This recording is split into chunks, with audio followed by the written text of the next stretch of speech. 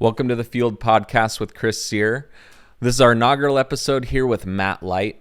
Matt had an amazing career with the New England Patriots. He also leveraged that into a family foundation, the Matt Light Foundation, where he's helped a ton of kids in the New England area.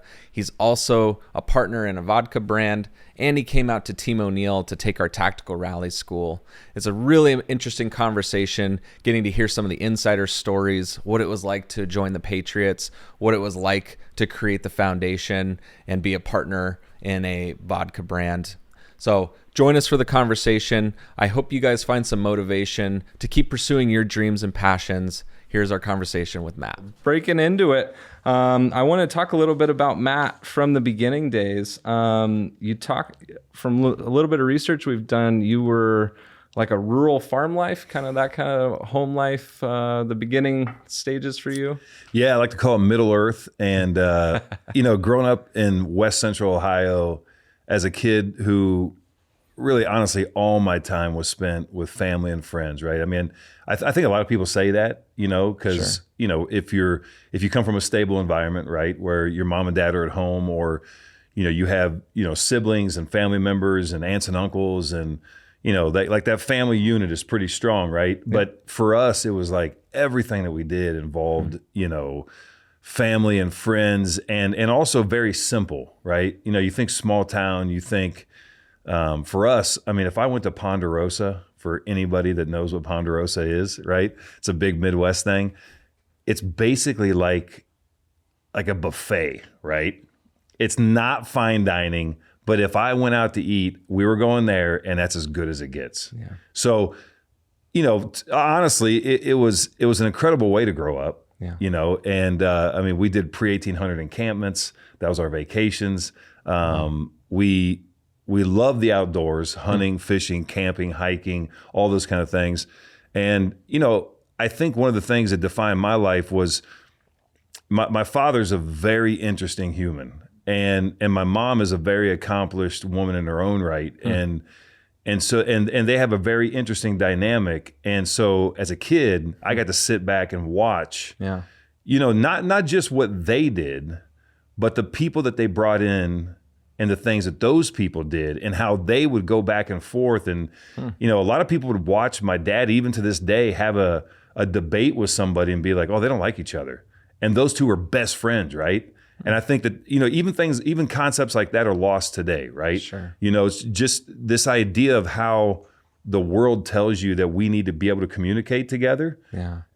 Whether it's a form of respect, or, there's this idea of that's combative versus that's actually productive, right, in terms of getting your point across. Just and good so communication. Yeah. And different communication, because it doesn't always work with everyone. Sure. Right.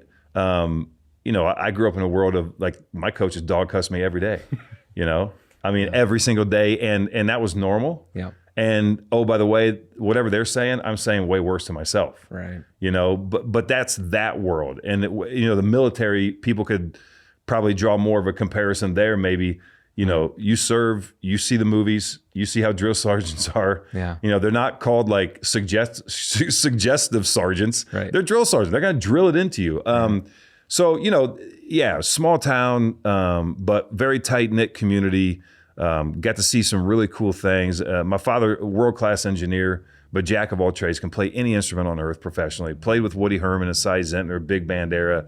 Can write. He's very artistic. He's very, he's one of those strange minds where he can take the most complex physics, but then also perform, like in all these other categories, right brain, left brain. My mom taught music for 35 years. I grew up with an older sister, younger brother. I was the problem middle child, and just great experiences growing up, and never had a clue that playing the game of football would have any impact on my life. Wow. Until it did. Yeah. So that is amazing. So is your dad still with us, or? He is. Yeah. Parents still live in my hometown. Awesome. Greenville, Ohio, the home of Annie Oakley. So if you know Annie Oakley, little Miss Sure Shot, check it out. So it sounds like we need to have a whole podcast with him. He sounds pretty amazing character, and it's a cool establishment for your life. What do you think maybe some of the big things that you carry on forward now that you learned from him? I think this idea that you have to respectfully question everything in your life if you truly want to own what it is that your path says you need to be on, right? I think we can easily say like, oh, that's not going to work out because of this, and you get advice from someone, or you're trying to work through a problem, and it's too easy to blame things, or it's too easy to put things off. And my father was always very, very adamant about owning what you're going to do and know every facet of it, right? And don't just take someone's word for it, right? And I was actually just having this conversation today, right?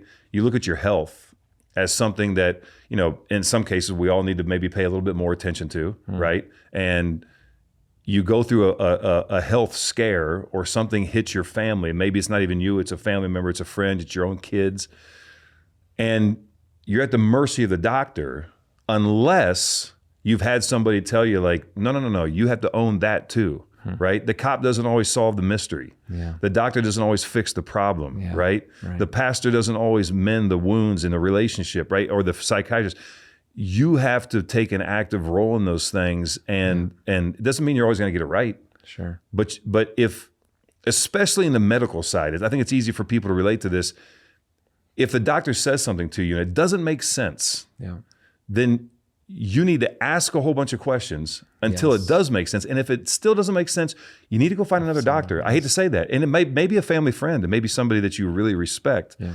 But, I think that, those are all things that, I have a million takeaways from my father, That's awesome, though. He still influences us. And full circle in kind of the ridiculously long, explanation of what I am in weird ways, which, thank you. But, it's always weird to hear about yourself. But my dad plays a huge role in what we do through the Life Foundation, and my mom and my family members and my in-laws. It's a big part of who we are. And so I get to watch the people that influenced me in my life when I was a kid, through my church and through my family and through all these other things. And I get to see the impact that they have on the generation now and the kids that we serve. Oh, that's amazing. How would you define success, do you think? Have you thought about what is success, and how would you define that? Yeah, I think you compartmentalize success, right? At different points in your life, right? When I was younger, I had an idea of what I thought success was, right? Well, I think we all do. Sure. I think kids today have an idea, but in most cases it's ill-found. It's not necessarily what they should focus on. Yeah. I think today, the way that I judge success, sure, if it's a business, right, there's benchmarks, there's things that we want to get to. Tangible goals that are a little easier to kind of define. Yeah, and they move. Right. And sometimes, this cool word pivot or whatever it may be, the flash word of the day. Right. There's things that but there's definitely things that you can look at and be like, okay, that was good. That was bad. I think if I wanted to go on the other extreme, if I just want to say like, how would I define a successful life? I would say feeling comfortable in who I am, while at the same time having people say things like, the people that you hang around are amazing people. I don't ever want to hear something about myself. Like it's very uncomfortable. I don't want to go up and accept an award. Sure. I appreciate it. If you want me to come to your event and just hang out, I'll do that. Sure. I don't need to have that stuff. I feel like if I want to look at a successful life, a life well lived, whether it's my own or I'm talking about what I want for my kids, I want them to feel comfortable with who they are, and look back on things and have people say things like, you know what, he or she, always put in the best effort. Always showed up when I needed them. Those aren't simple things. Those are very difficult things to do. Right. You're managing your own family, you're managing your own businesses and your friend groups, and you have outside people coming at you wanting things, and you're trying to juggle your priorities and what fits best. And then, crazy stuff happens because it's called life. I think success is very difficult to capture no matter what you're doing, but how you ultimately think about it, you can make it easier on yourself, right?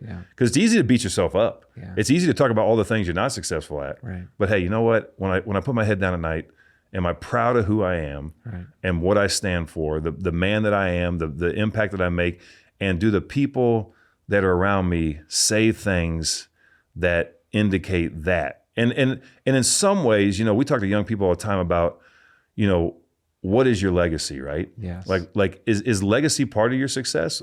I would say yeah. Right. You know, I think if I think of someone's legacy, I'm highlighting the best of what they are, right?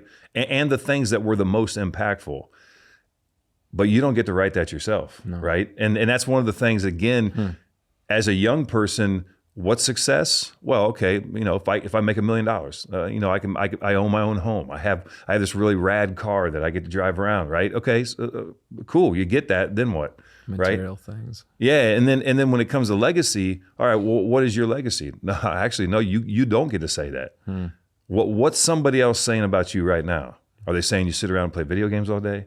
And you know, you kind of put effort in at school. If it's your teacher, you know, is your mom saying that you help out around the house, you do dishes every now and then? Yep. You know, no. All right, well, is your legacy really where you want it? Wow, we got way deeper faster than I wanted to. That's great.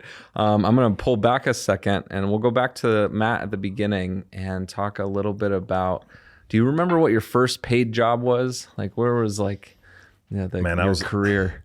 And I bet you're going to be able to relate to this. And by the way, we're going to get off track all the time. I have severe ADD, and I can't stop. I'm a happy wander. I have a few things I want to keep on track with, but after that, we're going way big. So it's great. Right. So it could get weird. No, it's great. I want 2 dragons. So I think in terms of like the first payday, it was probably picking beans or detasseling corn. You know, my first legit consistent paycheck I know was working for Kathy and John LeMaster. Big shout out to Countryside Landscaping, still going strong in my little hometown. Oh yeah, cool. They're hardcore workout. You couldn't keep up with Kathy today if you wanted to. Cool. They've been doing it forever. But you know, I can remember they put me into pulling weeds. I mean, I was that kid. I look back on it now and I'm like, I would have done the same thing to me. Sure. I was pulling weeds all day for a landscaping company. And then I graduated up to being able to just be dropped off, and she'd spray paint some lines. I cut the sod out. She'd come back later, dump a load of dirt. I put all the dirt in. She'd come back later, dump a whole bunch of, you know, trees down and spray paint where she wanted them. I put all them in. And then the last thing was the mulch. And basically it was like, we don't want you around anyone else. So we're going to leave you here all by yourself, and we're just going to make you work. And it was the best. I mean, it was the greatest thing I could, you know, I look back on it. How old were you about? Do you remember? Well, I was always way bigger Sure. than all the other kids. So like I was starting to work at like 12, 13 years old because I looked like I was 15 or 16. Yeah. You know, I went to work for a concrete company, and I'm working on these big jobs, right? And I'm on these job sites with, like, we're doing Dick's Sporting Goods, and we're pouring, you know, hundreds of yards of concrete. And I remember a guy fell, and they brought OSHA on site, and that's everybody's uncomfortable. Yeah. And then I remember they were going through and like dotting I's and crossing T's and making sure. And one of the HR guys comes up and is like, "You're 17 years old?" I'm like, "Yeah, been working here for 2 years, Jack. Like, how did we miss this?" You're supposed to only work like 32 hours a week or something. What are you supposed to be there? Like, you can't work here until you're 18. I'm like, well, are you taking the money back? You know, It didn't bother me. It bothered you, obviously. Yeah, always work though, and always, and then create my own things. Like I can remember going around. I had a paper route. I would collect every can I could possibly get my hands on. Yep. Because it was worth money, man. Yeah. I fill up trash bags. I had a little thing on the back of my bike. I'd take him over to the weirdest dude ever. I'm fairly sure he drove around a van. There was a little kid. I don't know. Yeah. He was a strange cat, but I drop it off to him. I get paid by the weight. You know what I'm saying? Like, I look back on it now and I'm like, how much time did I waste in my life to get like $7? Yeah. You know? Yeah. Well, maybe that $7 was, you know, bought the one thing that got you the next thing. That's a good point. Yeah. Have you ever thought about the difference between a job, a career, and like a business or owning something? I think for me, like, I had a job, right? Like I had a job that was very different from most people's. Right. And then I retired, and I had other jobs, obviously, like, you know, going back earlier in my life. But my really the thing I would say was my first job was being a professional. Right. You know, coming out of college and, you know, taking this crazy train of a ride, you know, into New England and everything that happened over my 11 years, you know, with Bill and the organization. And that was like a crash course in chaos. Right. That was a job, no doubt. And it was intense. Because you knew that ended, right? That, Oh, yeah. A job to me is like something that has a timeline typically, right? You know, Yes. it's like, you can't play football your whole life, right? You Right. could call it a career. A lot of people call those careers, but I think a career is like something, probably what our parents did, worked 30 years at something, right? And Right. then retired. And to me, businesses are like things that you own, things that like are part Sure. of you. Yeah.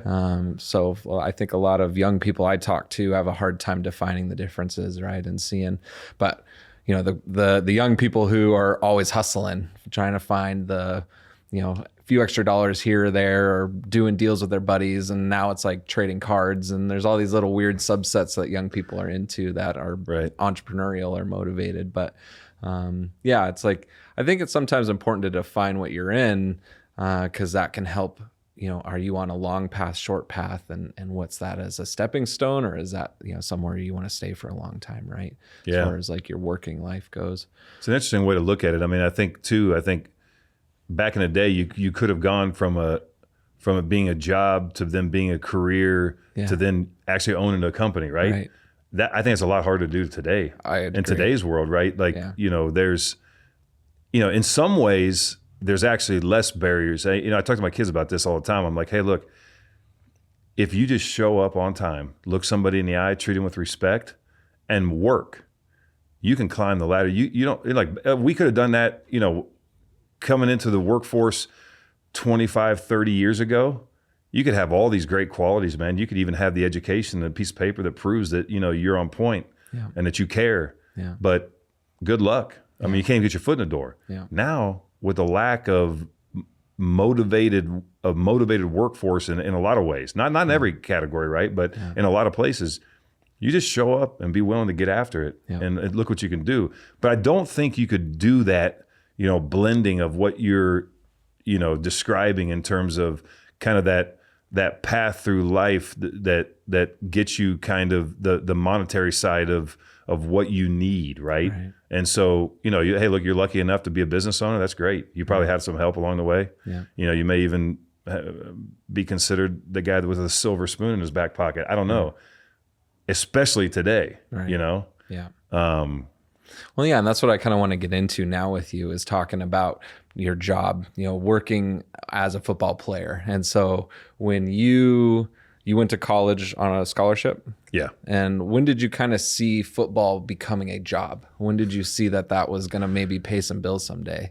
Yeah. Well, so to begin with, I didn't know anyone that had gone to college on a scholarship. Okay. I don't know that I knew anyone that went to college to continue to play a sport. Okay.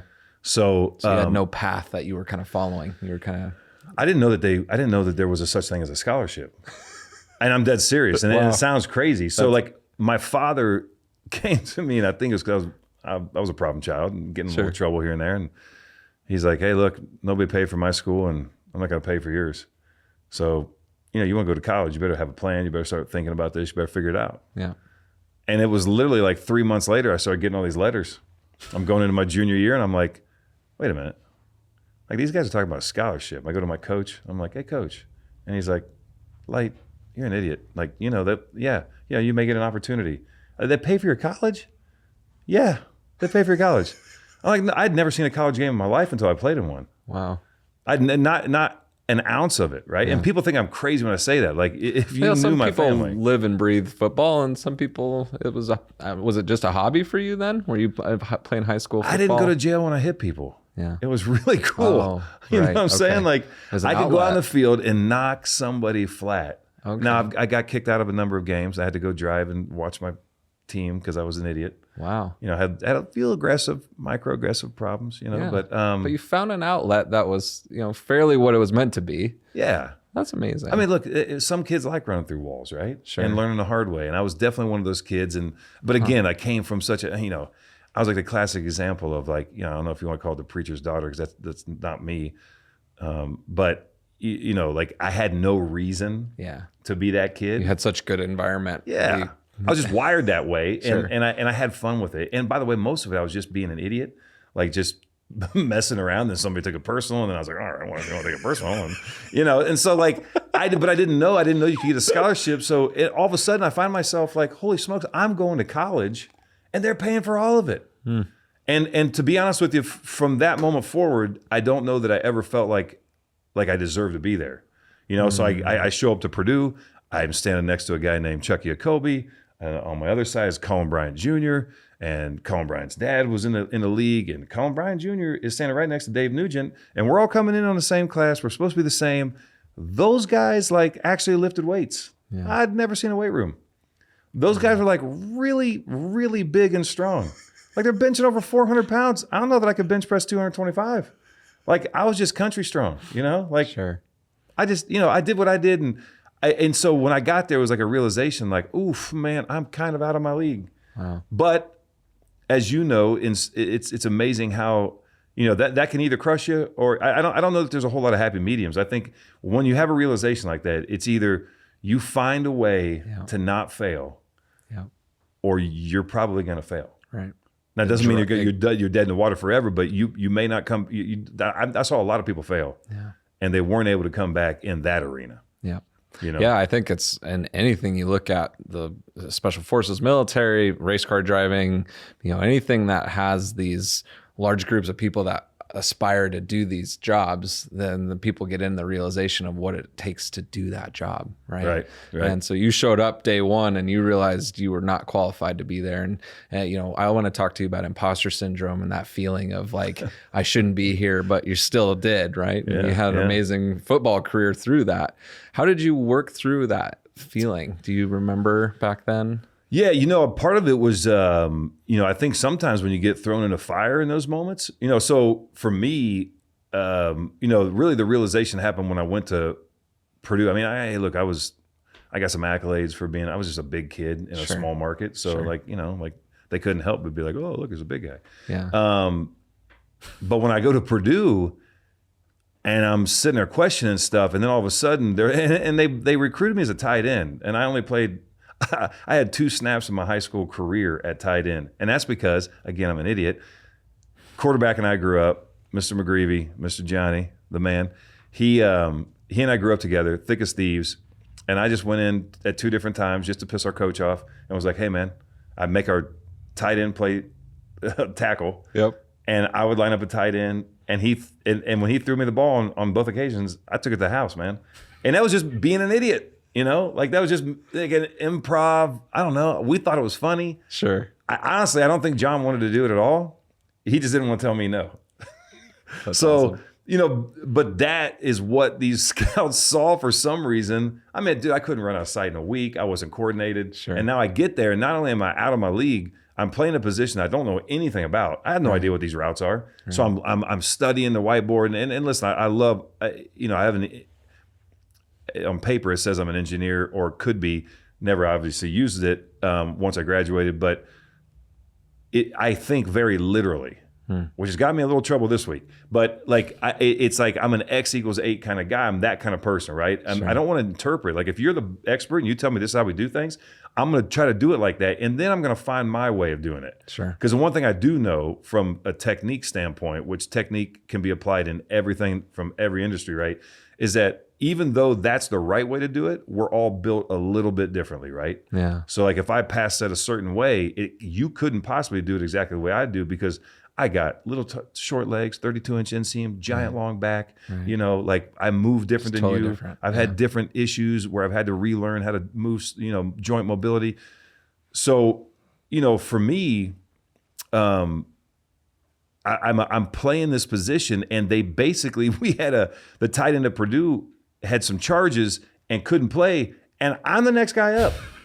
And I'm like, this is ridiculous. So I started out my true freshman year thrown right into the fire, playing a position I have no business playing in the Big Ten, and it was chaos, man. And so I caught one pass as a tight end. Yeah. It's my only highlight of my career. Yeah. It's like the only thing I could say that I did that was athletic. Yeah.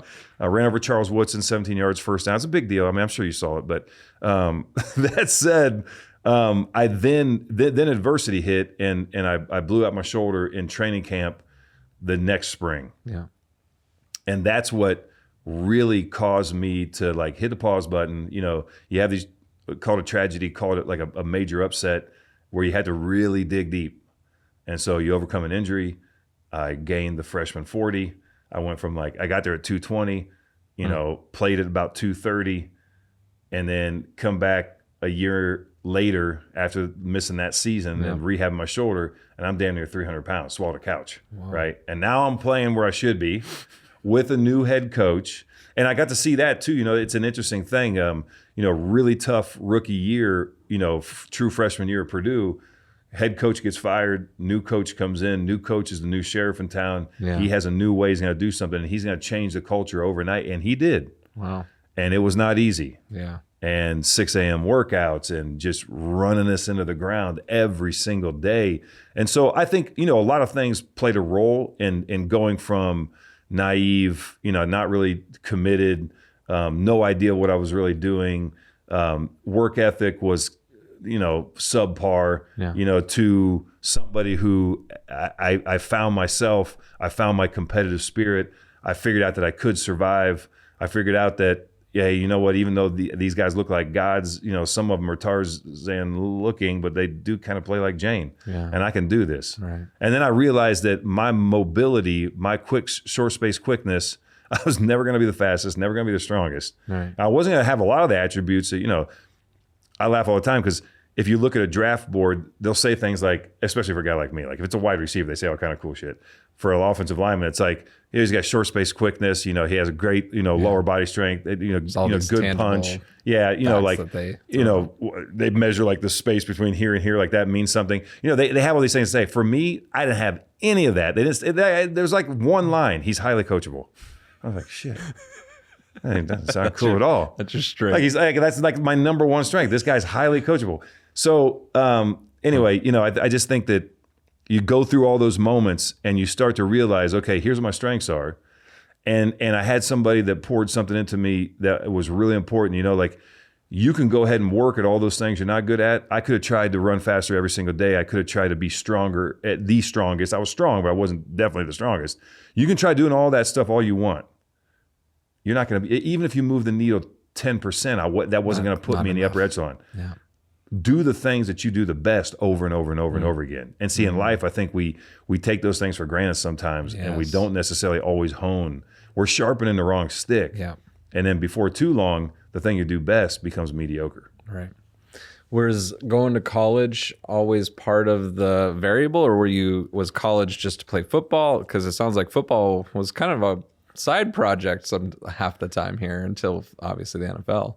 Yeah, I mean, I don't know that I ever had like a true plan. I mean, I think for the longest time, I wanted to be a forest ranger, and I wanted to be on my horse. I wanted to be patrolling the ground that I was going to be on. Yeah. And then I found out, man, those guys don't make any money, and they only hire like 3 a year. Yeah. It's like, oh, it's a terrible idea. I was going to be a teacher, same thing, and then I found out how much they made, and I'm like, I got to find another way because I want to race cars. Right. Yeah, I think, and I've always felt this way. I've always felt like, and maybe this is my faith speaking, but I've never really had to make a hard decision in my life. Mm-hmm. I've been through some really tough stuff, overcome some stuff, whatever, whether it's kids, my own things. I've never really had to make a hard decision. Sure. Meaning I'm not a person that I procrastinate in everything, but I don't second guess. Like if I decide to go right, we're going right. Yeah. And by the way, that. Yeah, commit to it. And if I should have went left and I look back on it, okay, that's a lesson learned. Right. And I'm probably going to pay the price. I'll pay the price. I've learned the hard way a lot. Yeah. But it hasn't stopped me. Yeah. And in some ways, I think it's only served me well. So what did you get a degree? I did, yeah. So I was in mechanical engineering technology for the longest time, and then I kind of cheapened out. I ended up with an industrial technology degree. Okay. I had a great time, man. To be honest, I look back on it, I wish I could have focused more on what we did. Purdue's, they're very unforgiving. It's like the Ivy League of the Big Ten. Like Ohio State, you can have a hard time getting to 3, sure. and you're gonna pass. I mean, look, I don't want to bag on Ohio State just because they win all the time, and they do. We did beat their ass and won the Rose Bowl, or went to the Rose Bowl and won the share of the Big Ten last year. I'm not counting. I don't hold a grudge, but I'm just saying, like at Purdue though, like they have really high standards. They have really good educators. Nice. The past president just left, the new one.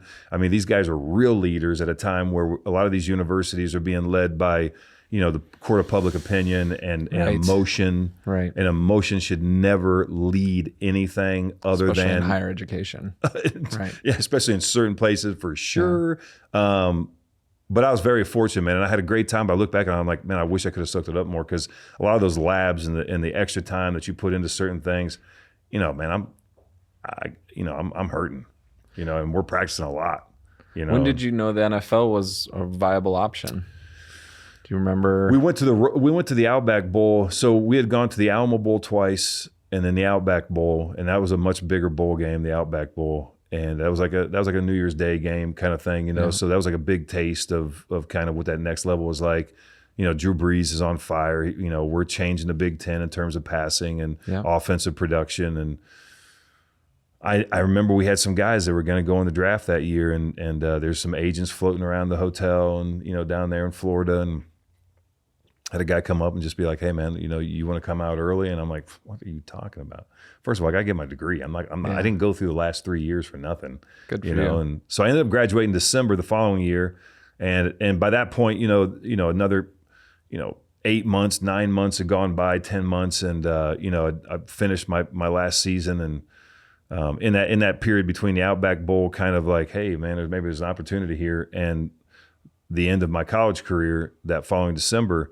I'd had a number of conversations with people that, wanted to represent me, and I got real lucky, man. I picked a phenomenal, agent, and then subsequently, money manager. That was after you graduated college. After I graduated college, Okay. yeah. So, I think it was, at that point I saw it, but again, still, first time I saw a college game I was in, I still had never seen a professional game. Yeah. When I got drafted, I didn't know, I thought the New England Patriots were in another country. And that makes me sound really dumb, and I know I look that way, but it's like, if you didn't have any point of reference, I didn't know even where to put that. I'm like, I was born and raised in Colorado, and when I moved to New England, I thought New England was in England. Yeah, I didn't realize. and if you feel like really dumb, Yeah. I didn't realize it was a region. Like, Right. I didn't really I group didn't these either. 5 states. Like, we don't learn that in the Midwest. Right. It's like, all right, guys, we're going to learn about Wild Bill Hickok, and there's these 5 states, and Everything okay. was the West in Colorado in my education. We didn't learn about the East. It was Yeah. New York City was a thing, and that was all I remember ever learning Right, about. they have a really good hot sauce there. Other than that, I have no idea. Yeah, so it was an interesting, kind of path to get to where, kind of my professional life took me. That said, and I'm not downplaying it. Like, Right. I don't want that to be the message. Like, I appreciated everything, probably even more because Well, I your had background. no reference. Right. You know? And so, like, were you were able to pay all your bills with the scholarship money in college? Yep. Is that yeah. accurate? Left college with no debt. And then you get into the NFL, and I mean, that's some real money now that is hitting, your life. How did you deal with that? Like, what did you do to try to, stay humble and kind of get into the realization of, now you're making some money that most people never get to see? Yeah. I think the mentality of, I don't deserve to be here. And it wasn't necessarily exactly that. It was at some point they're going to figure out they made a mistake. Yeah. So, it never sunk in that I had done something. Well, actually, if I back up a half a second, Yeah. I had a really cool draft party, and we were really having a great time. And I get this call, and they're telling me they're going to draft me, and they got the 48th overall pick. And it actually was another team. It was the Jets, and then Patriot guy calls, and he's like, "Hey, hang up with the Jets guy." I didn't know there was a rivalry between these 2 teams, and it ended up being a funny story after the fact. I had no idea. Sure. And so I ended up going in the 48th pick, and I'll never forget. I'm well into a good night, and one of my buddies comes up and is like, "Dude, do you know what the guy made who was the 48th overall pick last season? Do you know what he made?" And I'm like, "No." How? Why would First I of all, have in my known? mind, I'm like, "Who would know that? That's that guy's money." I didn't realize like they post this stuff on the TV, like or whatever it was back then. Sure. I'm like, "No." And he's like, he got paid 1 point something million. I'm like, "No, he didn't." I have no idea. And then it was like, holy, no, like that, he's not lying. Like, that's exactly what that guy made. And then I was really like, oh man, they made a real mistake. So like, I just never, And because I was always busting guys' balls and I always like Yeah. pulling practical jokes, my wife's like, he's gonna fire you. Talking about Bill, like you're Sure. an idiot. Like don't keep doing this stuff. But I was always gonna be me. So the humble part, it's funny because it just never entered my thought process that I was like the man. Sure. Matter of fact, like I don't know that. I mean, I may have had 4 or 5 games in my career that I would look back on. I can't even tell you which 4 or 5 of those would be. Although late in my career, I probably played my best football, and I just, to me, like, what good does it do, right? Like, Yeah. by the way, if we go out and we knock something out of the park, I'm going to high five. We're going to have one night to celebrate. After that, man, I want to have an after action review. I want to get down to how we can do it better. Yeah. Whether it's the event that you guys took part in last year, coming out of that, man, I had all kind of things to chew on, and what we did right, what we could do better. The people we did it with, where the strengths and weaknesses lie, and I love to analyze things from that perspective. And look, I mean, how am I going to gain ground if all we're doing is talking about the good stuff? Right. That's the engineering mindset, your after action report, and your really desire to break down even success, right? Like what a lot of people would on the outside say, you lean on that. Like, why don't you take 5 more years and just do the same thing, But your mindset's not that way, obviously. And that's something that I've seen that's hard to teach people, right? And that's something I like to instill and educate about. But how do you teach somebody? And you can get them while they're young, right? And that's something that we can talk about here in a second with your foundation. But like ultimately, that's the biggest opportunity that you have to teach somebody about those hardcore life skills in the beginning. You can teach leadership, and you can teach a lot of the business stuff that I get to teach now, I think at an older age, but there's some of these core young moments in life that help define you for the rest of your career. And I would say that's probably one of them. If you love to analyze and never celebrate too long, right? We all should celebrate the highlights, but we can't keep having more highlights if all we're doing is celebrating the last ones. No doubt. So is there something from your career looking back, how did you deal with managing the money, managing a lifestyle, and then you also started the foundation your rookie year, from what I saw? What was your day like? What was going through your mind? Yeah, I would say from the money management side, I got my father doesn't live in the world as most people know it. Okay. Doesn't do savings. Banking isn't a real thing for him. Sure.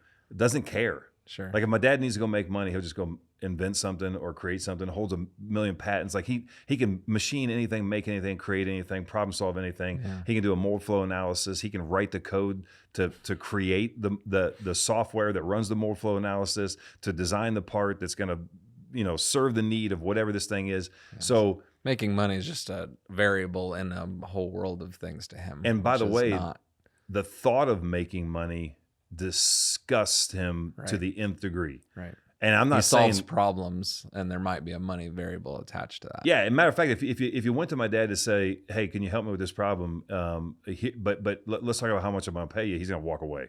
Wow. He despises it that much, but he's a man of principle, and right, wrong, or indifferent, that's how he rolls. And so I didn't get any real words of wisdom from him in that regard. So, and not that I needed it. I also didn't go seek it. I think I'm a big believer in stay in your lane. Right. Right. And so if you spend less than you make, it's pretty simple. Not only that, and that was something that my parents always instilled, right? But more so from the standpoint that I have no idea.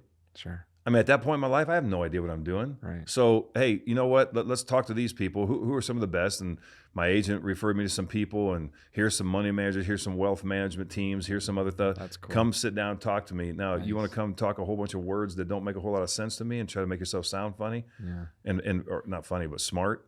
Like P&Ls, balance sheets, and all right. this, like well, or like, okay, this is my investment model, and we're gonna do this large cap and small cap, and this is how we diversify, and say all these fun things, and then get a little bit more complicated with the terminology. Like, nah, man, just come and treat me like a human, because the one thing, again, being around the people I grew up with, I was around people that were the best at what they did, man. But it was mainly blue collar, machinists and tool makers and blacksmiths and all the people that I introduced these kids to that can shape things with their hands, but they're also like brilliant minds and they can problem solve. And so, like, what I knew right away is that Slick Willie over here, who wants to come at me, that dude's fingernails are way too shiny. 1.5% of everything you're touching or whatever. Like the hardest thing they seem to describe is their commission rate at the end, right? Right. Why is that really complicated? Yeah, and I know that of all the stuff he's going to do, it's someone else that's actually generating the cash flow. Yeah. And by the way, there's you're nothing wrong taking with all that. the risk and he's not having any of it.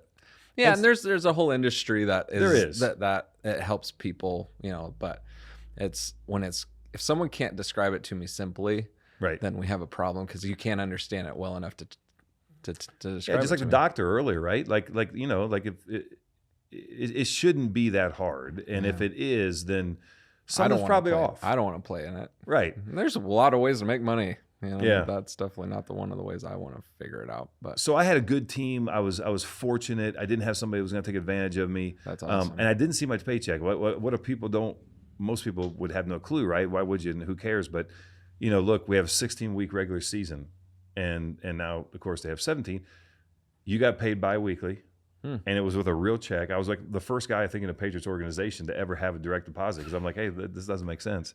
And what they're saying is like, oh, we're having a hard time. What they were really saying was, yeah, but a lot of you morons just leave it in your truck and forget to cash it, and that's really good for us. Happens all the time. I saw it happen a million.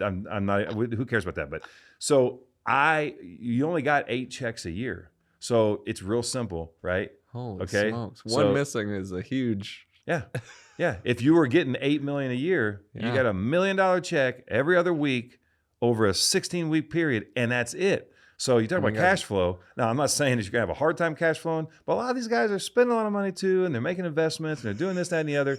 And come June, they ran out of like immediate, ready to go liquidity, and they're having a hard time. And they made a lot of money. So there's a lot of ways you can mess it up. That was actually going to be my next question. Obviously, kind of professional sports has a bad rap, right? A lot of guys are good at losing all their money. Sounds like you saw that happening, and it's just, what was your trick? You just spend less than you made, or what was your? Yeah, well, again, I grew up, again, solid home. I mean, again, how much of this comes back to, kids that are fortunate enough to grow up with 2 parents in the home that pour into you, family members that hold you accountable, that don't just let you be a moron, other friends and family that kind of keep you in check too, that invest in you as a human. I had good people around me, and so I never saw the check. It was important to me. I didn't want to see that check. That check went to my financial team, and they deposited it. And I would check in with them on things that I wanted to do. Look, I've never bought a new car in my life. I never will. Now, I bought my wife a new car, but I gotta walk in that house every day, Jack. So That's an investment. Yeah, That's the best investment I've best ever thing I could have ever done is not make that a hill to die on. So, but I don't do new vehicles. I've never bought a first class ticket in my life. I never will. And I'm a large mammal. And I've sat in between Large Marge and Big Teddy many times in the center seat. Okay. No offense to Large Marge. Really nice lady, but not easy to sit there. So I'm just saying at the end of the day, right? Look, I value what I've been given. And okay, I've earned it, right? Arguably, some people would say, no, you didn't earn it. You suck, But ultimately, if just because I have it doesn't mean I need to spend it. And what's it really going to do? Like I can buy the same seat, and I paid $386. It would have cost me 20 feet in front of you. Paid triple. Yeah, and they got the whoosh, and they're real cool. I'm like, you suck it, Marv. But I'm still there. I'm on the same plane. I'm getting the same place you are, and I'm gonna walk past your ass on the way out because I walk faster than you because you're too lazy to walk right. Anyway, I have all these justifications. That I make me love feel it. Cool. It's But I saved. I may have saved $1,200, and now I can put that $1,200 to something else, right? I mean, it's a simple math to me. I'm a simple guy. Yeah. And even when I break down, businesses and stuff, it's I don't, and this is not a strength of mine. I don't care about the little tiny things. Right. I know that and I'll put it even with the event that you were at. I know that if I get 460 people to that event, we've already won. Right.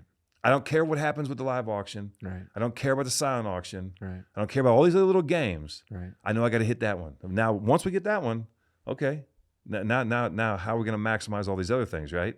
And but other people are really good at doing those little tiny things, right? Yeah. And those little tiny things add up, man. Sure. And they make a big difference. Right. So I also know my strengths. So Right. again, it goes back to I bring in the people that know. Like I know the people that they know how to invest, Yeah. right? They know how to diversify. They know how to do these things. But the best advice while we're on this, money side of it, Yeah. is I was able to sit down with 3 guys that are the best at what they do. I mean, it's like the modern day Warren Buffett, not the Warren Buffett's, no longer, he's not obsolete, Yeah. but it's the Warren Buffett of today. And of course, you get to meet these cool people and, people perceive you as having a cool job. And so you get to rub elbows with these people. And I said, hey man, I want to sit down with, and my buddy helped me do this. And he said, I'm gonna get 3 guys at the table. I'm like, you're gonna get who? And I was like, boom, boom, boom. I'm like, sweet. Right. And so I'm sitting there and I'll never forget this, man.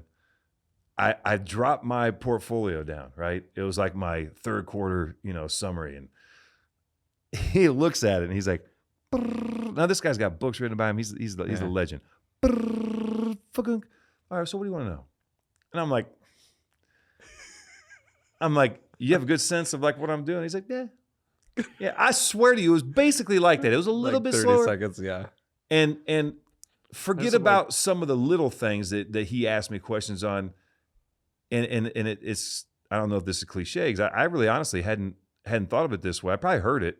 It's like, look where you want to go in the driving thing, but like I hear it, but I'm not really paying attention to it. He says, what do you know? And I'm like football wise? He's like, no. Like what do you know? Like tell me something that you could get into right now. Like from an investment standpoint. Right. Like farmland? He's like, why? I grew up around it. I know a lot of guys that are in it. It's important to me. I think it's a really cool industry, blah, blah, blah, blah. And he's like, all right, so how much farmland do you own? Like some. He's like, well, think about owning more. He's like, what's, he looked at my portfolio and said, what do you know about large cap? What do you know about, these money markets that you're in? I'm like, I don't know anything because I don't care. Right. Like I really don't care. As a matter of fact, if I'm quite honest, I think the stock market, like a lot of things, I think unions at one point were a great thing. I was a union rep. I was on the executive committee for you. I was one of 10 people that govern, and I can tell you one thing: I don't like them. Yeah. At one point, they were needed, right? And there's a lot of things like that. There's a lot of things in life like that. At one started point, out as valuable, and then somebody maximized it, and then someone overstepped, and then now it's not even a shell of what it used to be. 100%. And so I look at the stock market and I say to myself, at the very least, it's hard to argue the fact that you have a lot of people capitalizing off the work of the many who will never, ever, ever see their efforts appreciate in terms of dollars in their pockets. Right. That's not right. I don't care how you cut it. Now you could say, hey, the stock market gives them the liquidity and the ability to raise capital to go do bigger, better things that will employ more of those same people. And there is a point to that. Right. But the people that make the vast amount of money off it are those people who, and we can all read the books, that are just working off a transactional piece of it. Right. It's a game within a game, and they control every variable, and they've never lost a dime. Yeah. If that's the case, that's the mafia. That's not legal. Yeah. Shouldn't be legal, but it is legal. You know what I'm saying? The whole GameStop thing during COVID and like how all of that. Yeah, I mean, just tested the read limits. Flash Boys, read The Big Short, read what these people do, these people that manipulate these markets. Look at these guys that are messing with the commodities and, whether it's oil. And then you want to invest your money in this stock market, or this guy, your advisor, sounds like, what do you enjoy? What do you know? What can you control your money 100%. And by the way, guess what? The other realization that goes with that really set the stage for me to think about things differently. I said, well, I always wanted to ask this question. What do you invest in? And he goes, I invest in myself. Yeah. Because that's the other part of it, right? So what do you know? What are you good at? Right? And by the way, we're not all going to run businesses. We don't all need to. But Right. what do you know? Okay, invest in that. And for him, he's a really good businessman. And he's a value add investor, right? He can identify these things. He can look at these pro formas. He can look at a balance sheet. He can look at things, and he'll know the That's company what he enjoys. inside and out. He loves it. Right. And so does he need to go play in the stock market? The stock market couldn't come close to getting the returns that he can generate for himself. Right. He invests in himself. He doesn't have a dime in the stock market. I'm like, oh, I didn't know that was possible. I'm like, you have to have money in the stock market. Everybody has money in the stock. You know what I'm saying? So, Right. so you learn these things, and you get this little peek behind, the big curtain. scary curtain, and then you start to And then you find the good judge people, things. though. I've been lucky enough with Team O'Neill and everything that we do to meet cool clients, including you.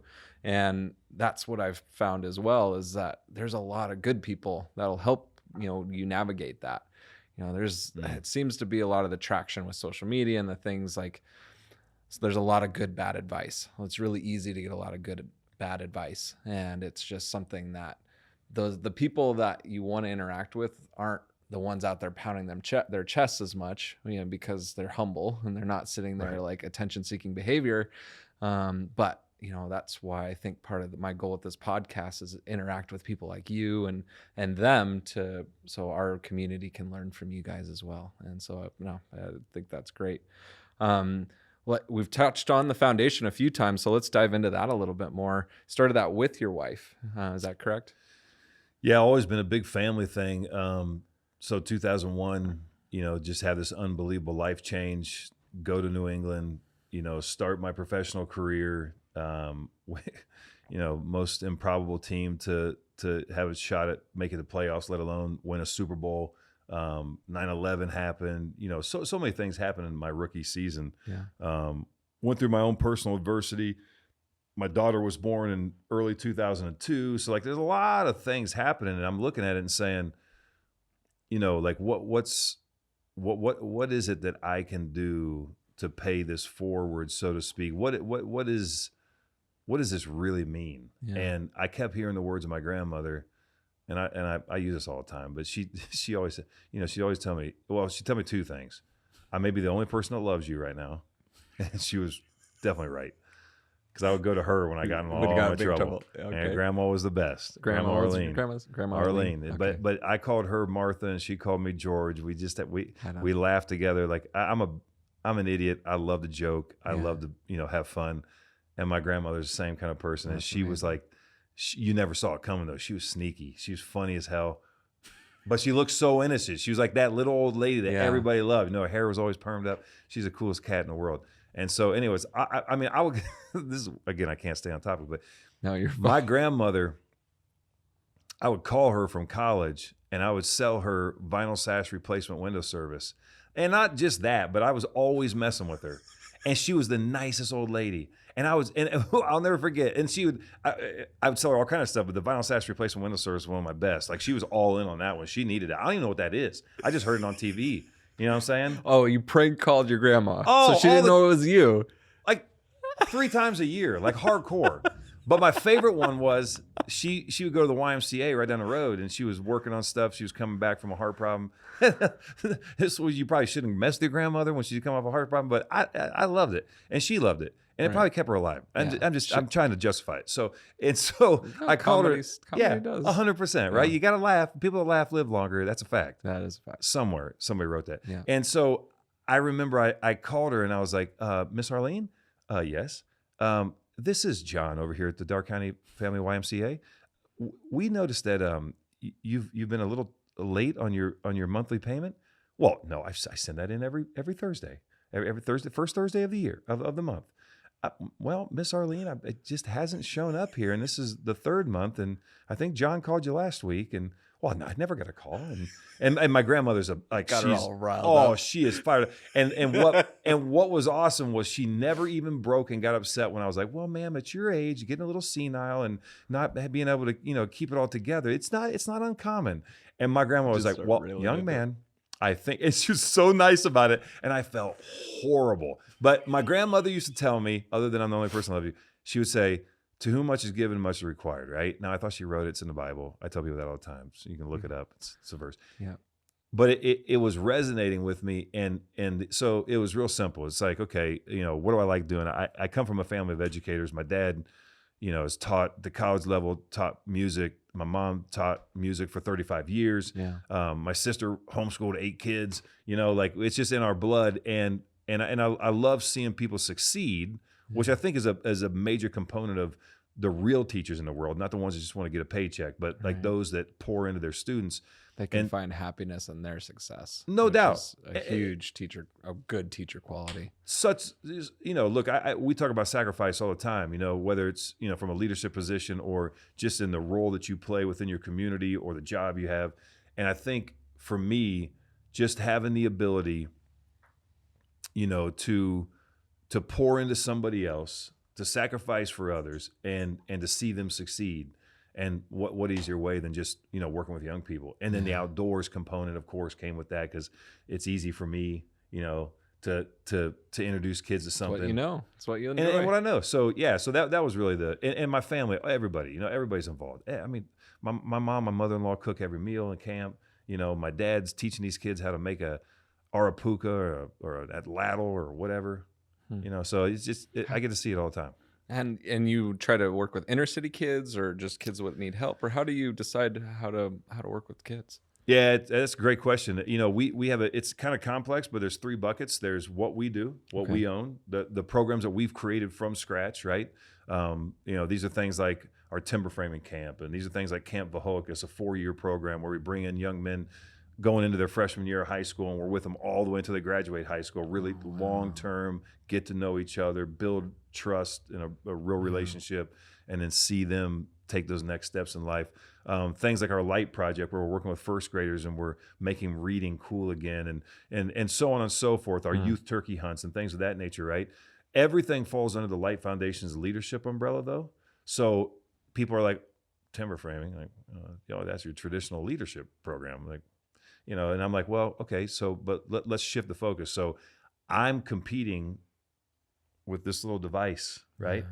So the hook is, hey, you ever thought about timber framing? You know what that is? You ever wondered how you could turn a round log into a usable member of a frame? Yeah. And here's some cool aspects. Real man Lincoln logs. Yeah, and we're going to use slicks and chisels and all this stuff. And a lot of kids are like, yeah, I still don't get it. And then they see these videos we're producing, like, oh, that looks kind of crazy.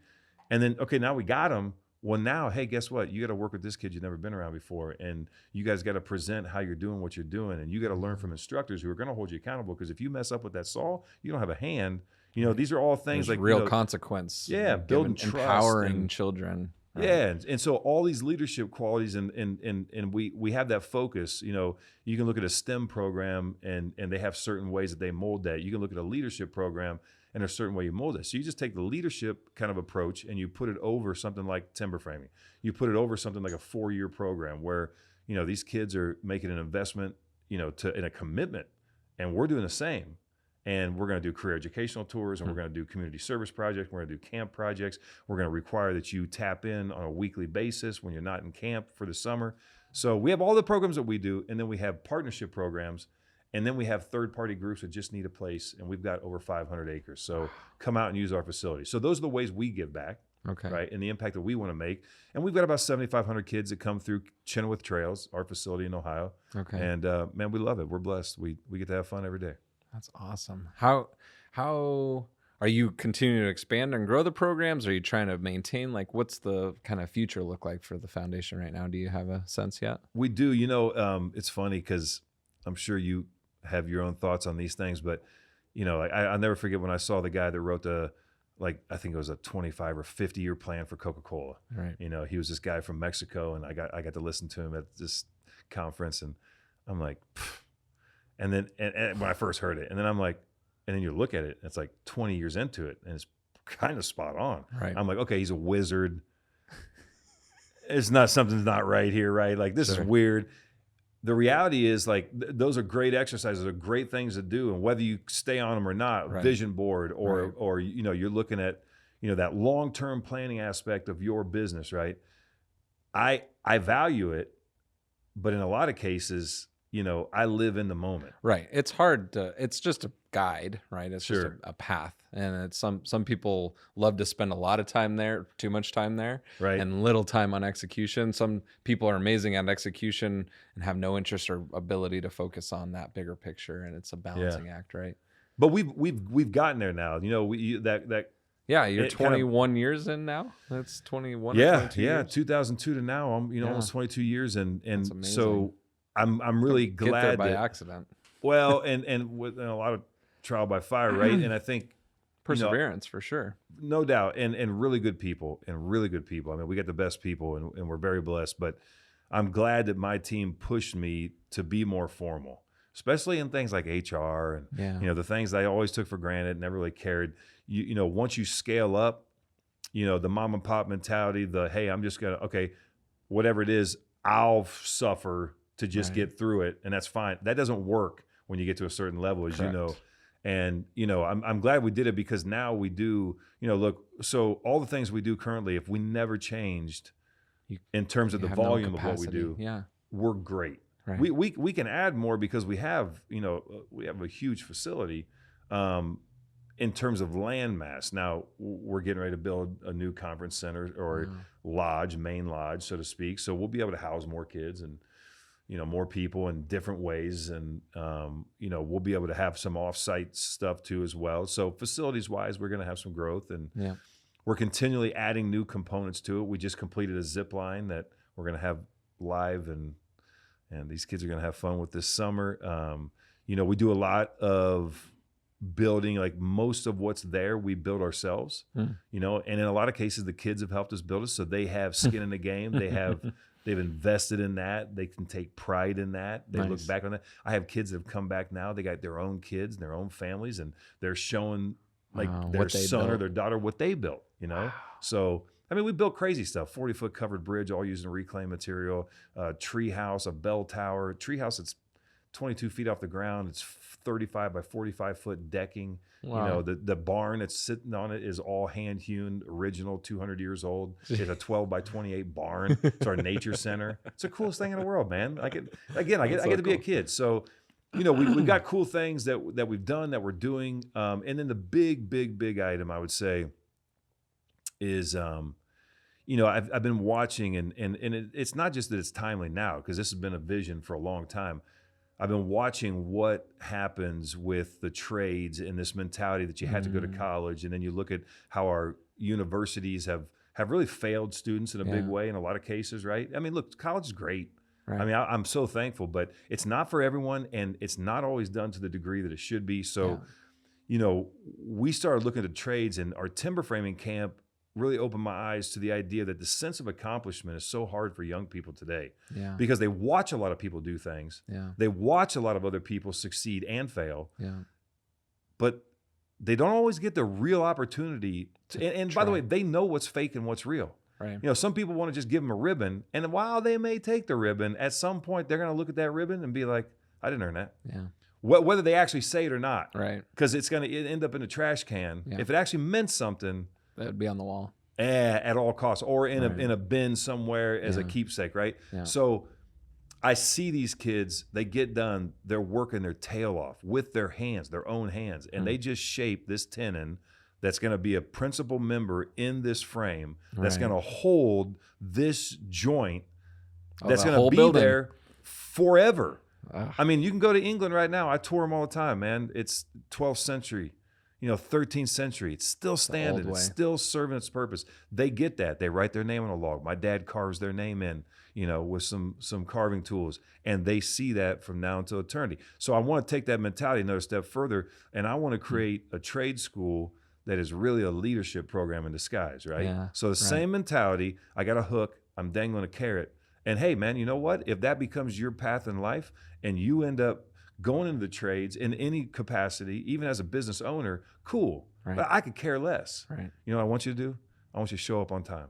I want you to treat these guys with respect. Right. I want you to look them in the eyes. I want you to, really try. I want you to take pride in what you're doing. Yeah. Because as a country, it'd be nice if we got back to taking some pride in what we do. Back in the day. Used to build great things. Yeah. When's the last great thing? I can tell you a lot of IKEA. A lot of IKEA stuff that's out there. You know, show me the last great bridge that was built. Right. Not just some hunk of steel with some cool rivets in it. Right. You know, show me the last courthouse that was built that looks like the one in my little hometown. Right. That was purposeful. Some pride. A lot of pride. Right. And by the way, guess what? You know what it takes? Public-private partnerships. Yes. You know how many private people who sit there and work their tail off to subsidize those that are sitting right in front of them doing nothing? You know how many of those people are signing up to help our government build the next great thing? Zero. Yeah. For good reason, because there's no they're trust. Right. For So sure. I'm looking at it saying, okay, how can we instill these values in these young people so that they can one day take the reins Yep. and do the next great thing? Right. And look, we have a lot of rock stars in this country, no doubt, man. I remember Sure. I get to see them all the time, but There's as a whole, individuals, but yeah, it's as the whole is the issue, right? yeah. So that's our big plan. You know, we want to get to that point. We want to build Timbertown Training Village. That's you know, amazing. and we want to have fun doing it. And I want to use. I've taken down well over 100 barns. I think 118. I got 3 this summer to do. I love it. It's awesome. I learn something every day, and I hurt myself every time. So when And, you guys started the Light Foundation, like I'm curious, a first time business, was that your first technical business at that point? Had you ever really? Poof, you know, it's an interesting. Yeah, I never really looked at it as a business, but it's probably the most one of the most competitive businesses that I've ever been a part of. Yeah, really, for sure, man, for sure it was. What were some of the challenges right at the beginning? You know, obviously you're just managing everything, your whole new life and playing football and a new marriage. Oh yeah, You know, and some of your health issues and stuff that I found out about. And Sure. like, but what were some of the business issues that you were going through? Do you remember? Did you have a hard time hiring people, or were you Yeah. looking at that? Yeah, I think one just. I don't want to say give up control, but feeling and it's different with a nonprofit too, because you know I wanted to make sure that I did a little bit of everything, Right. because it was important. If I'm going to ask you to support something I'm doing, Right. and oh by the way, I haven't earned it yet. I mean, I have no track record. I got a good heart, but you don't know that. Yeah. You know, I want to do the right thing, but you don't know that. Yeah. And oh, by the way, there's no history of this. So if I'm going to ask you to do it, it was really important that you saw me make the ask. You saw me work the event. You saw me work with the kids. Yeah. You know that I'm not just a name, you know, lending a name or whatever else. That was really important to me. So it kind of slowed things down, because I wanted to be authentic, and I wanted it to be real.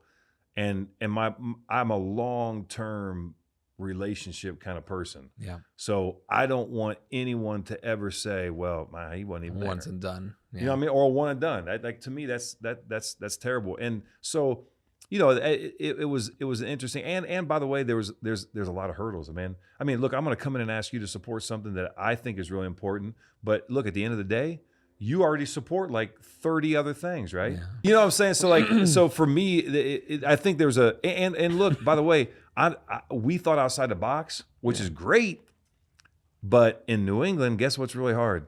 To go to somebody and say, hey, man, will you support this event that we do and we shoot a lot of guns in an area where that's kind of frowned upon? Hey, we love the idea you're working with kids, but we can't support an event that shoots guns. Yeah. Now, that's just on a fundraising side. But Sure. But look, highly competitive. Well, you're going Everybody back has to, their hand out. Going back to your advisor, like do something you know, right? So you've got this foundation, you want to raise funds. You're going to do the things you know how to do, right? And so you're trying to put those two things together. And, you know, obviously I know starting business, all the challenges that you can face, and a lot of visionary people who start businesses have a really hard time letting go, right? And it's a trust variable. They don't want to drop the ball. They know they're going to have to own all the mistakes of somebody else, right? And so it's like being okay with 70% of what you want to get done by someone else, right? And that can be a hard time to let go of that. But as you grow, you need to, right? And find the people you trust, and being clear in your expectations, right? How did you work on that much? You know, working with the people in your foundation and telling them what you hope to see, and then like coaching them through that. Yeah, I mean, I think experience with that.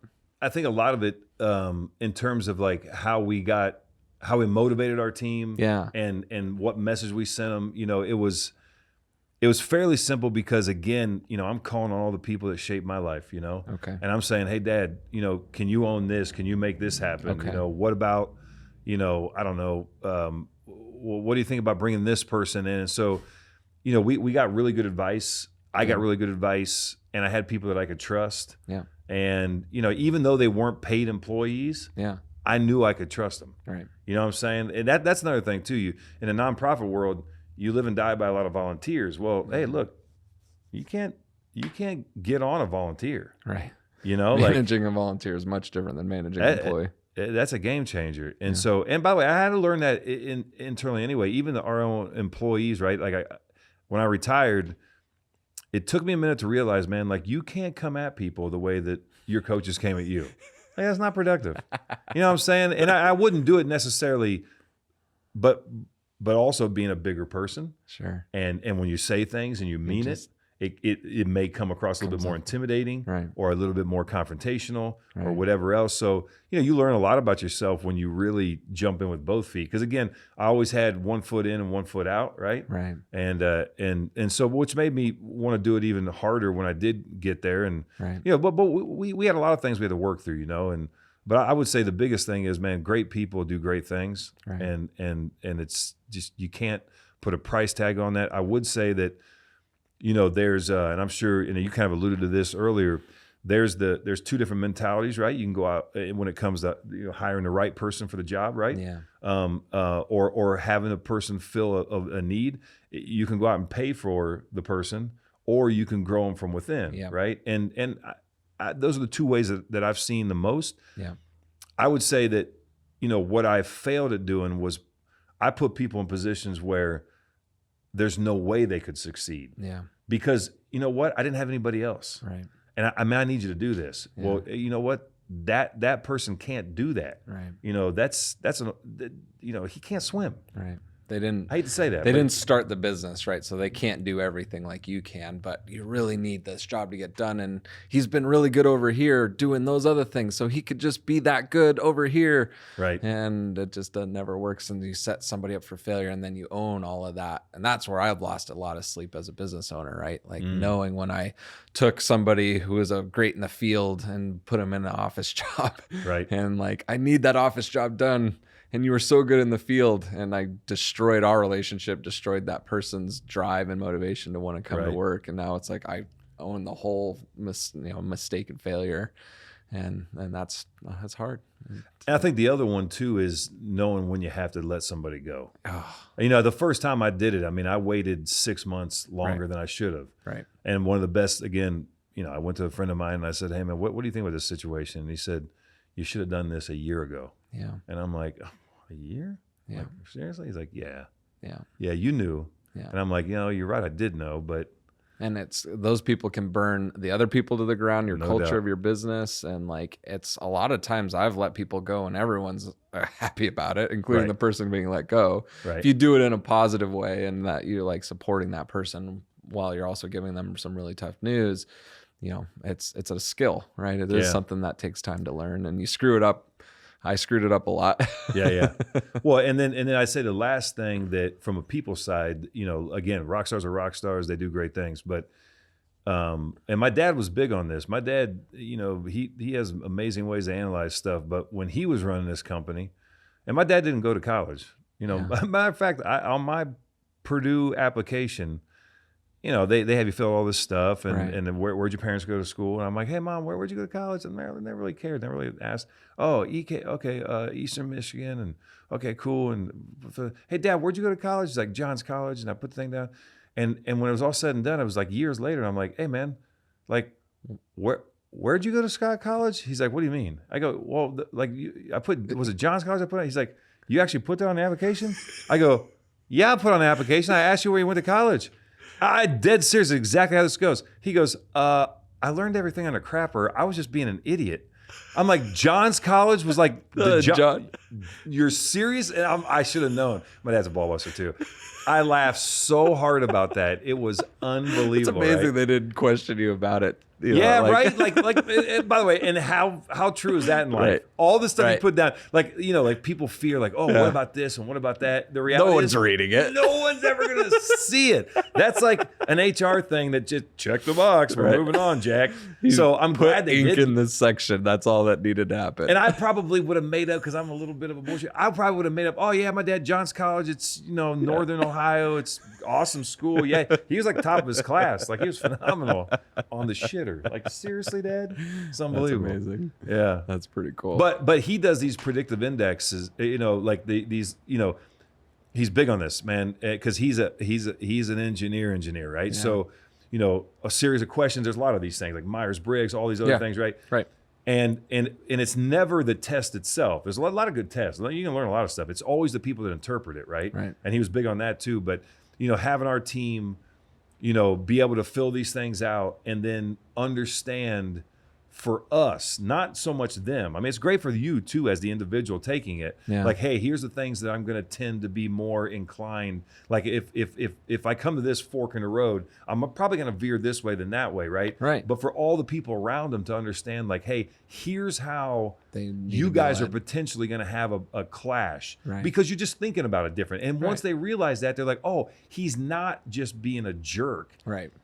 He's just a jerk in general. Right. No, I'm just kidding. But you know what I'm saying. It's external. Like for me, it was learning how to work with really aggressive personality types, right? Right. And it's like it's not their fault that that's the way they are. Right. And it's like I'm so reserved and behind the scenes. Usually, it's like once you learn to work with those people and how to communicate properly and why they communicate that way, it's not offensive. Like you're Right. not aggressive and like, you're a stature and everything. It's just the way you are. It's like now I'm not offended because you're talking to me that way. Right now I Right. know what you're up to, and it's just my personality is more timid and just maybe I'm not as strong in saying my feelings and all those things. Right. And like so, if you knew that about me, you're gonna maybe pay attention a little bit more if I'm not, expressing my feelings like I No should. doubt. No right? doubt. And so those are extremely valuable if you get the team to work together, right? You have to have Yeah. the desire to want to learn about the other person. Right. That's the big key of that is like And that's your culture. right. That Totally. and that culture's so big, man. Because look, you can bring in all the experts, you can go through all these things, you can have them, fill out all these little things, and, Right. and you can get all this feedback, and they'll hear it and they'll Sure. talk about it. But if the culture's not right, Yeah, it doesn't i.e. matter. the It's a lot of respect amongst the people. I mean, and by the way, respect doesn't mean I even like you. Right. I respect a lot of people that I really don't want to ever be around. Right. I respect them. Yeah. They show up, they work hard. Don't have the same hobbies, don't have the same interests. Like you're not going to Exactly. actually spend time out of work with them. But you know what? It's funny because we've worked through some crazy stuff, and even in the nonprofit realm, like in the for-profit, worked through some crazy stuff. I love those moments, though. I had to too. tell you, the uncomfortable, and I don't know if it's because like maybe I like confrontation because push comes to shove, I like a good fight anyway. Sure. I'm not talking like physically, but kind of at times, right? Yeah. You the know, battle. You the like battle. and the overcoming, right? Yeah. That's the best part. Because, hey, you know what? I screwed up more than anybody. So if I'm going to get on you, it's not coming from a point of, I've been perfect all my life. Why can't you? Right. It's coming from a point of, I just want us to get better. Right. And once I think people understand that, even though we're different, and I say things, I'm a little bit more aggressive, and my expectations are a little bit different than theirs, and how they would have approached it is a little bit different. There is respect. Right. Because, hey, man, I'm not just talking about it. And I think the other thing that I always say, people will be like, hey, man, what do you miss about playing? And I'm like, well, I don't miss practice. Yeah. I mean, I don't even like sweating at this point in my life, Sure. you know? I've gotten very lazy, whatever. But it's not the practice. It's not the games even. Like, not even like the big games. I do miss being around the guys because we had a lot of fun, right? The locker room stuff. But to keep it more on point, I miss doing something at a level that most people can't relate to. Yeah. And I'm not saying that from like a very like, I got a big head and you guys could never comprehend this. No, I just mean like we got to a level within our industry and what we did that most people can't relate to. And I'll make it even more specific. Most of the guys in the league can't relate to. Yeah. Like I play with a guy like Junior Seau or Randy Moss. Yeah. They never won the most, Yeah. right? I mean, they won, Yeah. but they didn't win when it counted the most. Yeah. And you know what? Like, that sucks. Yeah. Right? Because they work their tails off. Right. So I miss doing And you guys something only achieved that because of the team. No one individual in that group could have achieved that. and it's without always them. the case, right? Even golfers. Yeah. Golfers, they on an island and they got all this pressure and they got to stay focused forever. Like whatever, they got a caddy. They've got somebody that took them to the range every day when they're, you know what I'm saying? Like we all have those people. And football is a very cool team sport, and it demonstrates itself that way in some creative ways. But man, you know, I played in 5 Super Bowls, right? And every time I left the field, we were winning them. So whether that's a knock on the defense or not, I mean, look, we don't have to get into details on this, but so I would just say this: like being in those moments, though, you don't know what you're truly capable of until it's all on the line. Yeah. No, Right. until you're really tested. Yeah, right? man. And those are the fun moments because you can see, and some people crack, and like again, back to, we even talked about this very beginning, it was special forces and these high end teams and like whatever it is, like those moments are when you enjoy it the most, right? Those are doubt. what the times that you look back on, and like, yeah, Bud's training in SEALs, and they all have the same kind of story, and they all have the same experience, and that's why that culture just has that same type of mentality. For us business owners, the first year of running a business, you know, we all have the first year running the business stories and like the struggle and the sacrifice and all the things that we had to do to get there. And you know, now that we've been established, you know, I think we all can enjoy each other through our struggles, and you know, and that's part of my goal with our conversation here, is just talk a little bit about that. Something that I was researching from you was your Keel partnership. You know, so you're a partner in a business now. Yeah. So tell me about how that came about. Like, what made you decide to do that? Well, they say do what you love. Right. I'm really good at drinking late night in bars and clubs. So I retire, and 2 friends of mine had this crazy idea to launch this new spirit, this vodka company. But, you know, why does vodka have to taste like rocket fuel? Now, this is back in 2013. Why does it have to taste like rocket fuel? Why does it have to be 40% alcohol? Like, why can't I have something in between, like a beer at, like, say, average? Well, now the average is weird, but say 4 to 5%, and wine then jumps to like 11 to 13, and then you have this giant leap to 40%. Right. You know what I mean? And higher proof. Right. Like, why? I don't want to drink wine because I'm just not a wine guy. So like, why do I gotta wait and go from beer to this? And I remember him talking about it, and I'm like, oh, yeah, sounds cool, whatever. All right. And then all of a sudden they're like, hey man, we got this product.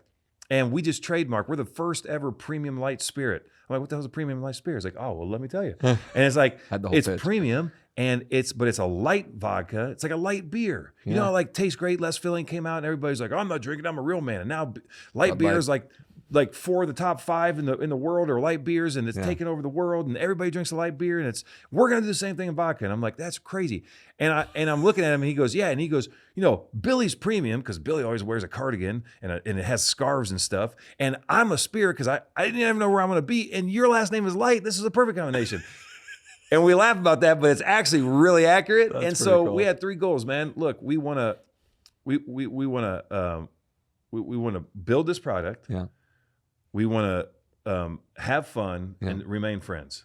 That's cool. Building the product was being successful with the business, right? Yeah. But the other 2 goals didn't have anything to do with the business. Yeah, the business of it, and that's what attracted me to it, right? Mm-hmm. So, and by the way, when I retired, my goal was I want to do something in the real world that is as much of a challenge as what I did on the field, right? Like I want to challenge myself.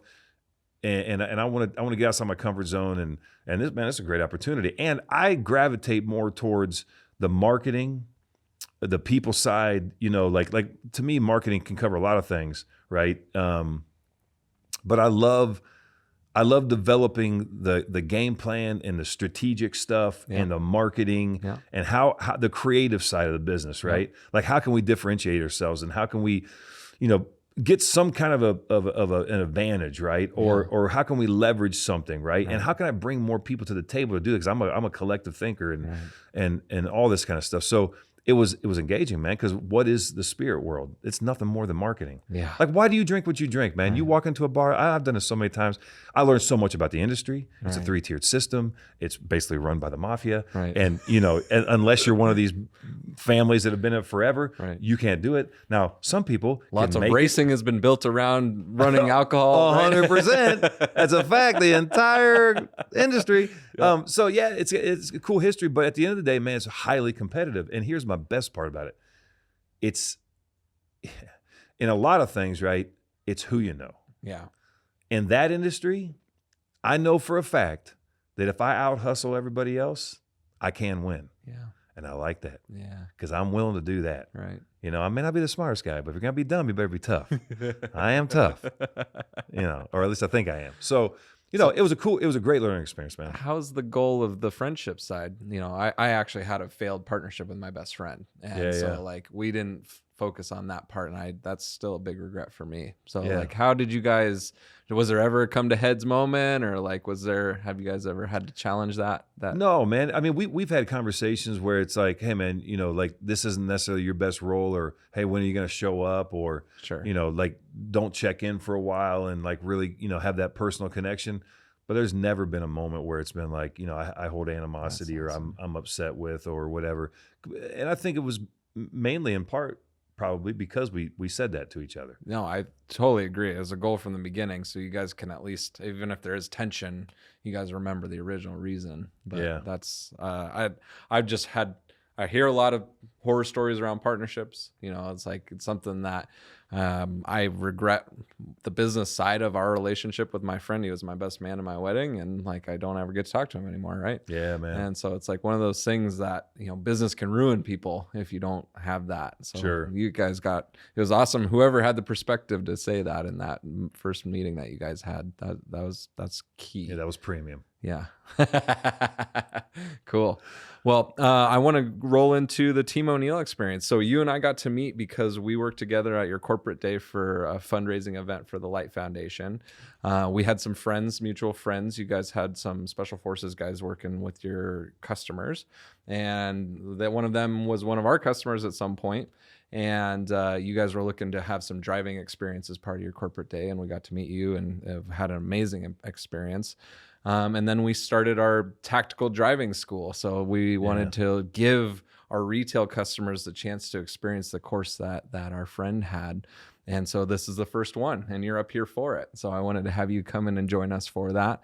How's it been getting to drive? Have you ever done a motorsport of school or ever done anything like this before? No, man. Like when it comes to like off-roading and going fast and, that end of the equation, I got hillbilly knowledge, man. Yeah. Like just keep braking. Chuck it in sideways and I hope you make it. Yeah. So, honestly, man, as an adult too, I would say this, right? Like it's hard to get like really excited about, you get to a certain point and you've done a lot of things and you're looking forward to some things, but there's certain things that take you back to that feeling of when you were a kid. Yeah. Or you're doing something that you're really going to stop and live in the moment. Yeah. Right. And I think those moments are so great when you get older because, there's a realization that, man, life is not forever. And maybe that's a morbid way of thinking about it, but it's like, like what we get to do in life is pretty damn cool when you really pay attention to it. Yeah. And this is one of those opportunities that I just knew it was going to be cool. And, I think the other thing is there are people who speak truth, all the time. And when you have truth speakers that bring up something more than once, you don't have to do any more research, man. It's just like, okay, well, if he said that, then we're good. And so, there was a mutual friend of ours that had brought what you guys do up several times, like not once or twice. And because, he's thinking, I'm going to come up and see you, like me up in the Northeast, and, you guys are in the Northeast. So there's this natural kind of, he'd been up here to see you guys. And so he's like, man, you got to get up there and see what these guys do. Yeah. And, then one thing leads to another. It's like, hey, man, we're thinking about doing it. We're changing up this event. And wouldn't it be cool? Like, hey, Kev, what do you think? He's like, yeah, man, you should definitely do that. Yeah. And so it was really cool to, have that kind of an introduction. And then, look, I mean, I think it was also, and honestly, par for the course, our first conversation, and I'm thinking to myself like, man, this is gonna be a hard one to Big sell. ask, yeah. You know what I mean? Like this is a big deal. Like this is not like, hey man, you want to come over and maybe bring some candles for the cupcakes? Like, nah, man, we need all the ingredients, and if you have an oven, Right. and we're gonna need the candles too. So it's like, holy smokes. But I could just tell right off the bat, it was like, man, if they can do it, he's going to let me know. Right. And if he says he can do it, it's going to be all in. Right. Even when I don't deliver on the things, oh yeah, I'll get you that information. Hey, remember that one thing we asked? It's kind of important. So it was cool. That's administrative. That's different. Well, but I mean, hats off to you and your team and what you guys do. And then, look, that event, you couldn't have had any more adversity. Yeah, I mean, my goodness, we rain. had like 6 inches of rain. You guys are Sandy out there roads. side by side. 8, sandy roads. The place is not built for this. It's I was like, proud of your customers because they all jumped in though. Like, oh, they're so, like, idiots. they They're didn't like what idiots? Like soaking the wet. best Everybody's people soaking in the wet. world. Yeah, there's some right? really good people that we got to meet. yeah, man. Well, you came up for the school, and how's it been learning a new skill? Like the one thing about it's not an entertainment course, right? This is not for fun. We teach this course to give you a life skill, and so it's kind of meant to be hard, challenging. You're exposed to probably left foot braking for the first time, and like how's that gone for you? Oh, it's humbling. Yeah. And it's great to be humbled, man. Right. It really is. I mean, and humbled and kind of embarrassing. I mean, like today I hit the gas when no one in their right mind would ever hit the gas. I mean, look, there's only like 3 possibilities, right? There's a clutch, there's a brake, and there's gas. And it's not that hard. Shouldn't be that hard. And I about sent us over an embankment. And I remember thinking to myself, like, how do you do that? Like, how's that possible? And it's amazing. And then you go back through the steps. And like, again, like in this idea of like constantly evaluating and wanting to learn and improve on what you're doing. And it's like, man, wow. Yeah. Like you lose focus. You that one time you're overthinking, you have all this stuff in your head and you want to do it right. And yet that's the outcome and it's humbling. So I would say this though, as far as the course goes as a whole, the crawl, walk, run thing, it's part of me is like, well, I know how to off-road some stuff, right? I've been there and done that.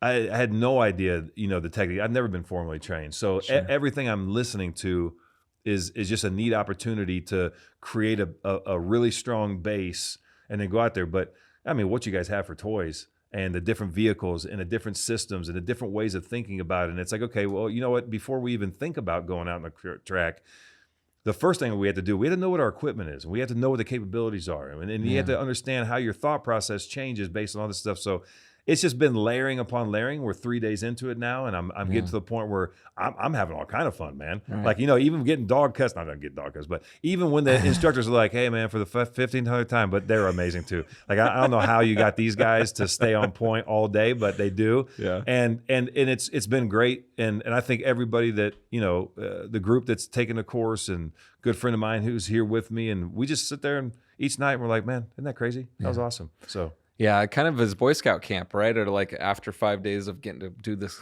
class with other students, you bond with the other students because you guys are all going through the same experience. And like we see a lot of our clients walk away from our courses having friendships and going actually out and doing other things in the world together. And that's something we're really prideful and passionate about. But the team of Team O'Neill, the instructors, the core, the mechanics that we have, it's just everyone loves to be there. And like it's obvious from the customer side. And I do everything I can as the CEO and leader of the company to just get out of their way, give them all the tools they need, empower them, and just make sure that you guys have a great time. So it sounds like that's still happening. Oh man, well, and I think the practical side of it is big too. I mean, you think about a tactical driving course, and for most people, it's like, okay, I'm not exactly sure what that means, right? Yeah. But I think the idea that, for me anyway, is that, and again, having friends from the special operator, side of the equation, if you're in special operations and you're at that level, that elite of the elite status, right? Yeah. Everything that you do is purpose driven, right? And so for so many of us, whether it's just driving your kids somewhere or, you're thinking about, how I'm on the road a lot. I'm in and out of all these different places. How much time do I actually spend getting better at something that could impact me on a very regular basis, right? I mean, we've all had scares. We've all been in situations. So And then, I think tomorrow we're going to get to learn, some of the things that, you do if like, you have a dead battery. Yeah. You have like, these are field real expedient repair. world practical things, right? Yeah. Accident avoidance, right? Obstacle avoidance. What do I do in these conditions? Snow, sand, gravel, whatever, loose, pep, whatever it is, right? It just gives you a different way to think about it. And so now I get to go back and I'm definitely going to practice this at home, right, wrong, or indifferent, but I'm definitely going to do it. You got a farm, you got some Exactly. land. And Yeah, I get to think about it differently. And Yeah. so, that you know what's going on with your car a lot more. You understand the terrain more, hopefully, after the course. So Right. it's just, you're actually a safer hoonigan. that's right. Hooligan. Yes. Yes. So it's been great, man. And I think you. too, look, just the other side of it is, I think it's a great thing to do, as a guy, who wants to motivate the people around him. Like if I want to bring my team up to take advantage of something, Yeah. again, it's practical. Yeah. It's fun as hell. Right. And you're going to learn a lot, man. Yeah. Even just the simple off-roading we did today, right? Yeah. We jump in these Jeeps. Everybody's been in a Jeep. We go up a mountain, like a legit mountain, and we went straight down a mountain too. Yeah. And I'm looking at it differently today, and I've done a lot of off-roading. Yeah. And I also almost lost a kidney and chipped all my teeth. I'm not going to have that problem anymore, in theory. Right. So, yeah, that was great, man. It's been awesome. Well, thank Really you for appreciate being it. here, Matt. It's been a pleasure to get to know you more tonight, and look forward to getting to know you more over the next few days. But thank you so much for coming on the podcast. Well, it's been great to be with you, man. And I apologize about the 2 beads that came off the tires and no. any other future. We'll send you the bill. No worries. Don't you worry about it. Thank you. Thanks, guys. Appreciate you.